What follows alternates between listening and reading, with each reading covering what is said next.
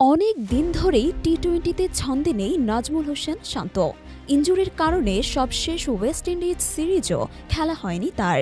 এবার জানা গেল টি-20র অধিনায়কত্ব ছাড়তে চান তিনি। গত অক্টোবরে শান্ত বলেছিলেন কোনো ফরম্যাটেই আর অধিনায়কত্ব করতে চান না তিনি। তবে বিসিবি তখন তাকে অধিনায়কের পদ থেকে সরাতে চায়নি। এদিকে বিসিবির একটি সূত্র নিশ্চিত করেছে, শান্ত চূড়ান্তভাবেই জানিয়েছেন যে তিনি আর টি-20 দলের নেতৃত্ব দিতে চান না।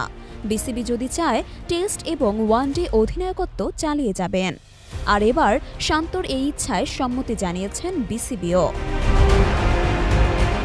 গেল বছর ৬ মার্চ শ্রীলঙ্কার বিপক্ষে সবশেষ 50 করেছিলেন শান্ত।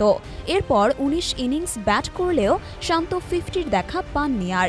40 ইনিংসও আছে হাতে গোনা। সব মিলিয়ে এমন বাজে ফর্মই তাকে এই সিদ্ধান্ত নিতে বাধ্য করেছে। তবে এমন ফর্ম অন্য দুই ফর্মেটেও আছে তার। সে কারণে গত অক্টোবরে অধিনায়কত্বই ছেড়ে দিতে চেয়েছিলেন তিনি। শেষমেশ অবশ্য সে সিদ্ধান্ত থেকে সরে আসেন শান্ত। তার বেশি দিন না পেরোতেই এবার টি-20র অধিনায়কত্ব ছাড়তে যাচ্ছেন তিনি। অন্য দুই ফরম্যাটে অবশ্য অধিনায়কই থাকবেন শান্ত। সে ফরম্যাট দুটো থেকে সরে দাঁড়ানোর ইচ্ছা পোষণ করেননি তিনি। এদিকে টি-20তে নতুন অধিনায়ক কে হবেন তা নিয়ে আছে গুঞ্জন, যদিও সবশেষ সিরিজেই লুকিয়ে আছে উত্তরটা। লিটন দাসের অধীনে বাংলাদেশ ওয়েস্ট ইন্ডিজকে ৩-০ ব্যবধানে হোয়াইট ওয়াশ করেছে। এরপরই লিটন জানিয়েছেন বড় সময়ের জন্য অধিনায়কত্ব করতে প্রস্তুত তিনি।